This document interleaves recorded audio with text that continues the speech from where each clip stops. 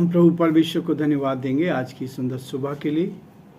परमेश्वर ने एक बार फिर से आज के दिन दिया है। आज शनिवार है। परमेश्वर का धन्यवाद करते हैं पिछले पूरे 5 दिन के लिए। एक एक दिन प्रभु ने संभाला, अपने अनुग्रह की दृष्टि हम पर बनाए रखी। हम इन सब के लिए प्रभु परमेश्वर को धन्यवाद देते हैं और मैं आप सबका भी स्वागत और वेलकम करता हूँ आज की सुबह इस डिवोशन में कि प्रभु ने हमें मौका दिया है इस सप्ताह के अंत में हमें, और प्रभु ने हमें एक एक दिन संभाला, एक एक दिन उसने हमारी रक्षा की। मैं आप सभी को दिल की गहराई से धन्यवाद देना चाहता हूँ कि आप बराबर हमारे साथ जुड़े हुए हैं, बराबर इस चैनल को सब्सक्राइब कर रहे हैं, बराबर शेयर कर रहे हैं, एक दूसरे तक इसको भेज रहे हैं। प्रभु आपको बहुत आशीष दे और प्रभु का हाथ आप पर और आपके पूरे परिवार पर बना रहे। आज के दिन की शुरुआत हम प्रभु के इस वचन के साथ करना चाहते हैं ताकि वचन मुझे और आपको प्रोत्साहित करें, क्योंकि भोर के समय जब हम परमेश्वर के चरणों में आते हैं, इस वचन को पढ़ते हैं, इस वचन पर मनन करते हैं, ये हमारी आत्मिक भूख को मिटाता है, हमारी आत्मिक प्यास से हमें तृप्त करता है, ताकि इस भोजन के द्वारा हम परमेश्वर की महिमा कर सकें। प्रियो, मैं आपके सामने पढ़ना चाहूँगा 1 कुरिन्थियों का 4 अध्याय और उसके 7 पद से आगे पढ़ूँगा। क्योंकि तुझ में और दूसरे में कौन भेद करता है, और तेरे पास क्या है जो तूने दूसरे से नहीं पाया, और जबकि तूने दूसरे से पाया है तो ऐसा घमंड क्यों करता है कि मानो नहीं पाया। परमेश्वर अपने इस जीवित वचन के पढ़े और सुने जाने पर आशीष दे। आमीन। धन्यवाद और स्तुति के योग्य हमारे सामर्थ्य परमेश्वर, आज की सुंदर सुबह के लिए धन्यवाद धन्यवाद धन्यवाद। हमारे सारे श्रोताओं के लिए धन्यवाद देते हैं। उन सारे भाई बहनों को हम आपके हाथ में सौंपते हैं जो आज सुबह प्रभु जी आपके इस वचन को सुन रहे हैं। और पिता परमेश्वर, हम प्रार्थना करते हैं हर एक पर आपकी आशीष हो, जो प्रभु जी सुबह में, दोपहर में, शाम में इस वचन को सुनते हैं। यीशु के नाम से हम हर एक को ब्लेस करते हैं, आशीष देते हैं। परमेश्वर हर एक के जीवन पर आपकी आशीष चाहते हैं और प्रार्थना और विनती करते हैं हर एक परिवार प्रभु जी आप में आशीष हो। आज का दिन प्रभु हम सब के लिए आशीष का, आनंद का कारण बन सके और हम प्रभु जी आपकी महिमा को देख पाएं। अभी तक आपने हमें संभाला, अभी तक आपने हमारी रक्षा की, मदद की, हम इसके लिए आपको धन्यवाद देते हैं। रात्रि भर मीठा विश्राम दिया, आपके अनुग्रह की दृष्टि हम पर, इसके लिए धन्यवाद। यीशु के नाम से हम प्रार्थना करते हैं प्रभु जी, आपकी सुरक्षा हर कदम पर हमें मिलती रहे, आपकी उपस्थिति में हम निरंतर बढ़ते चले जाएं और जो आपकी योजना है उसको आपके नाम के लिए पूरा कर सके। हम बड़े आदर के साथ हमारे प्रदेश राजस्थान को आपके हाथों में सौंपते हैं। यहाँ के मुख्यमंत्री अशोक गहलोत जी को आपके हाथों में सौंपते हैं। आपका दया का हाथ उन पर बना रहे, आपकी करुणा उन पर बनी रहे, अपनी महिमा के लिए इस्तेमाल होने दे, ताकि हर कदम पर आपके नाम को महिमा मिले। हर परेशानी से, कठिनाई से, बीमारी से आप बचाएं और आपकी उपस्थिति उनके साथ बनी रहे, और जो योजना प्रभु जो पूरी की जाए, ताकि सारी बातों के द्वारा हे परमेश्वर आदर महिमा आपको मिल सके। हमारे देश के लिए, देश की प्रधानमंत्री के लिए हम प्रार्थना करते हैं प्रभु आप उनको संभालें, आप उनकी रक्षा करें।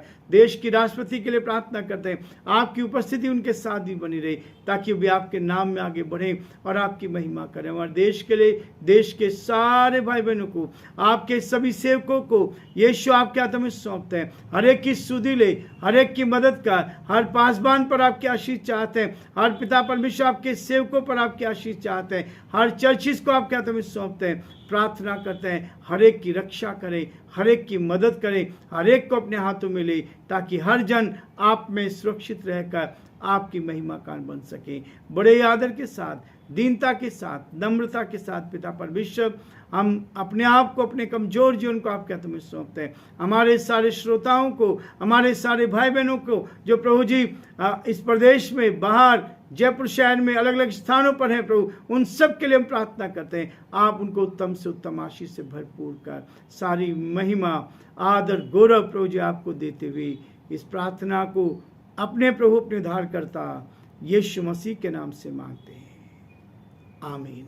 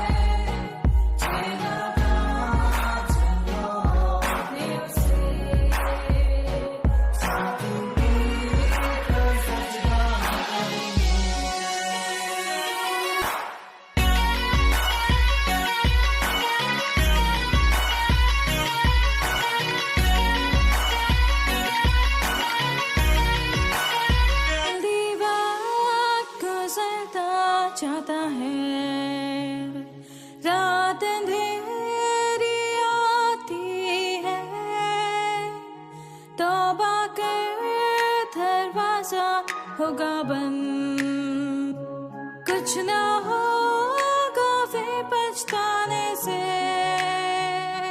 तौबा कर दरवाजा होगा बंद, कुछ ना होगा फिर पछताने से।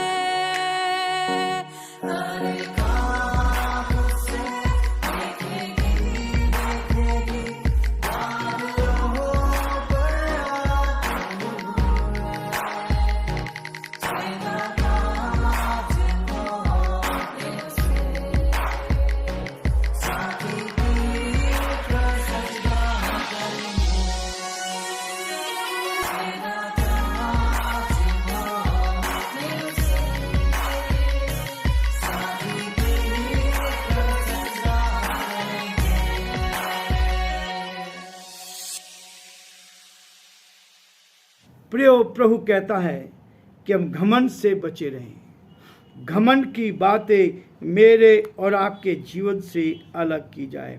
जैसा यहाँ पर 6 पद भी कहता है, भाइयों मैंने इन बातों को तुम्हारे लिए अपनी और पौलुस की चर्चा दृष्टांतों की रीति पर की है, इसलिए कि तुम हमारे द्वारा यह सीखो कि लिखे हुए के से आगे ना बढ़ना।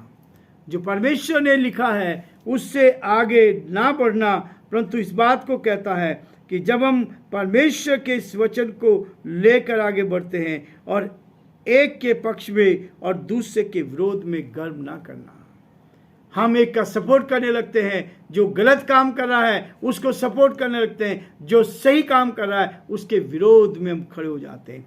इसलिए प्रियो, परमेश्वर का वचन इसी बात को कहता है कि हम पक्षपात ना करें, हम पक्षपात करने वाले ना बन जाएं। हम प्रभु के साथ चलने वाले हैं, हम प्रभु की महिमा करने वाले लोग हैं। हम चाहते हैं कि हमारे जीवनों से केवल परमेश्वर को महिमा मिले। और इसलिए पिता हमें इस बात को कहता है कि हम अपनी जीभ पर जो अजीब है, जीभ है जो अजीब है, वास्तव में जीभ पर कंट्रोल करें। कहता है यदि कोई अपने आप को भक्त समझे, यदि कोई अपने आप को भक्त समझे और अपनी जीभ पर लगाम ना लगाए पर अपने हृदय को धोखा दे, तो उसकी भक्ति व्यर्थ है, उसकी भक्ति व्यर्थ है। प्रियो, ये परमेश्वर का वो वचन है। यदि हम अपने आप को भक्त समझते हैं, यदि परमेश्वर ने हमें चुना है और हम भक्ति का जीवन जीने की कोशिश करते हैं, तो कहता है यदि कोई अपने आप को भक्त समझे और अपनी जीभ पर लगाम न लगाए, ये जीभ को कंट्रोल करना है। प्रभु कहता है चुप हो जाओ और जान लो कि मैं ही परमेश्वर हूं।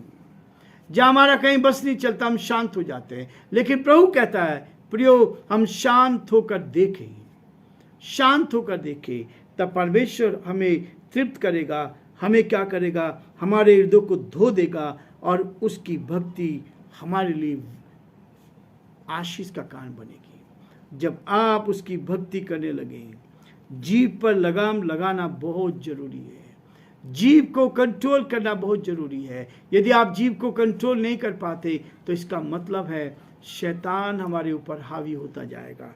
प्रियो, ये वचन कहता है क्योंकि तुझ में और दूसरे में कौन भेद करता है।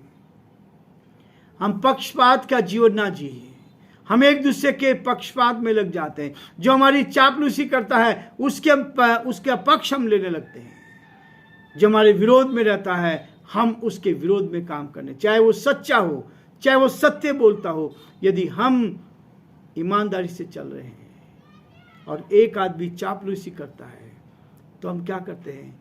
जो चापलूसी करता है उसकी गलत बात को भी हम सहन करते हैं, उसकी गलत बात को भी हम अपने ओर से उसको यस कर देते हैं।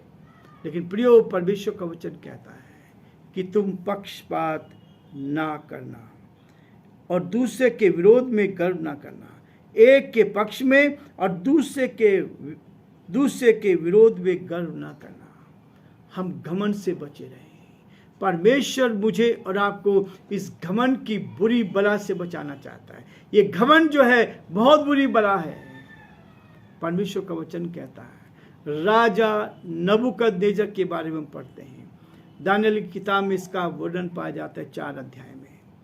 और वहां पर हम देखते हैं कि राजा जब अपने महल पे घूम रहा था तो उसके मन में घमंड आ, अहंकार आ गया, और अहंकार आकर उसके मन से ये शब्द निकलने लगे, ये बड़ा बाबुल मैंने बनाया, ये मेरी सामर्थ से, मेरी शक्ति से और अपने लिए बनाया है। और ऐसे शब्द राजा के मुंह से निकले भी ना थे। आकाश से आकाशवाणी हुई, क्योंकि परमेश्वर घमंड को सहन नहीं करता, घमंड को सहन नहीं करता और घमंडी का विरोध करता है। वो घमंडी का विरोध करता है और इस बात को कहता है कि घमंडी का विरोध परमेश्वर करता है, वो सामना करता है। इसलिए राजा ने जब घमंड की बात कही, राजा नबूकदनेस्सर जब अपने महल में छत के ऊपर टहल रहा था, तब उसने कहा, ये बड़ा बाबुल, ये शहर मैंने बनाया है, ये सब कुछ मैंने अपने वैभव के लिए बनाया है, अपने लिए बनाया, अपने परिवार के लिए बनाया। लेकिन उसी समय आकाशवाणी हुई, हे राजा नबूकदनेस्सर, तू 7 साल तक बैलों के समान घास खाया करेगा, 7 वर्ष तक तू घास खाएगा, ओस तुझ पर, ओस से तू भीगा करेगा। पागल हो गया, सारी व्यवस्था बिगड़ गई। लेकिन 7 साल के बाद परमेश्वर उसको फिर से जोगत हो गया और फिर से वो राजा बना।